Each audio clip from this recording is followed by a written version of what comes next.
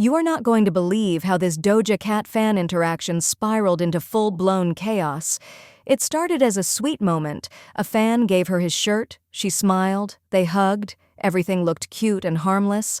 But now, Doja's online calling the fan out, saying she felt manhandled, disrespected, and that the shirt was, and I quote, musty.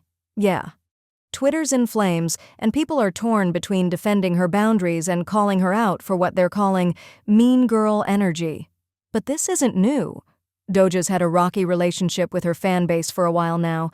Remember when she trashed her fans for calling themselves kittens? Even though she was literally the one who came up with that name in the first place back in 2020, fast forward to mid-2023, she hops on Threads and tells fans to stop calling themselves kittens, saying if you're still doing that, you need to get a job and help your parents. The internet was shook, not just because it sounded harsh, but because fans pulled receipts showing she was the one who gave them that name during her own tweet storm years earlier. When someone called her out on it, she brushed it off by saying she came up with that when she was an alcoholic teen. That was only the beginning. One fan asked what they should call themselves instead, and she clapped back telling them to delete the entire account and rethink everything. Fans weren't laughing. A lot of people started saying she genuinely didn't like her fan base, and the vibe got icy fast. Later that year, she did try to walk some of it back in an Apple Music interview, saying people misunderstood her humor and that she was just trolling. She insisted she never actually said she hated her fans, and that people who got her humor would get it. But then came the viral video that lit everything back up. Influencer Pablo met her at an event, and they had this interaction where he offered her a shirt from his Pride collection, and she seemed totally into it. She smiled, hugged him, said he smelled good. It was giving sweet, supportive energy.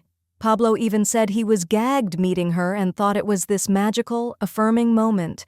But days later, Doja went online and basically nuked the whole vibe. She tweeted that just because she smiled doesn't mean she F's with you, said she felt uncomfortable and that people shouldn't touch her without permission. Fair. Then she dropped the bomb. I threw that musty shirt away, by the way.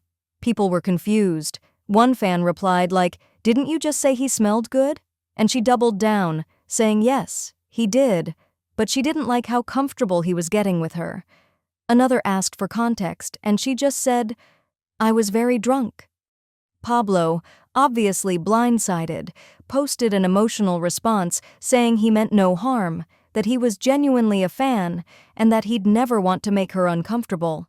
He said the video only started after she agreed to take the shirt, and that she seemed totally down. People started dragging her for what they saw as a complete 180, accusing her of playing nice in person, then flipping the script for Twitter points. The Regina George comparisons rolled in, like the iconic OMG I love your skirt, that's the ugliest effing skirt I've ever seen moment. But others defended her, pointing out that she did look kind of uncomfortable in the video and was probably just being polite. Some brought up how common it is for people, especially women, to freeze in situations where they're uncomfortable but feel pressure to be nice, especially in front of a camera. One person put it perfectly. It's so frustrating when people say, why didn't you say something in the moment? Like, can I process things? The whole thing reopened the larger debate about celebrity boundaries and fan entitlement. Did Doja overreact, or are people just not respecting her space? Some viewers even pointed to her body language in the video, like when she lifted her leg in a playful way, as potentially sending mixed signals, but others said that shouldn't matter. At the end of the day, it's clear Pablo thought he was vibing, and Doja did not. But the way she dragged him online, instead of addressing it more gracefully, has people seriously divided.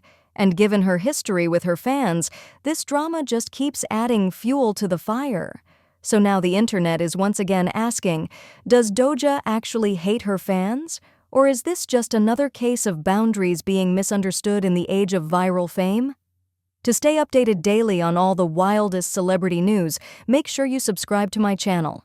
Thanks for watching, and I'll see you in the next one.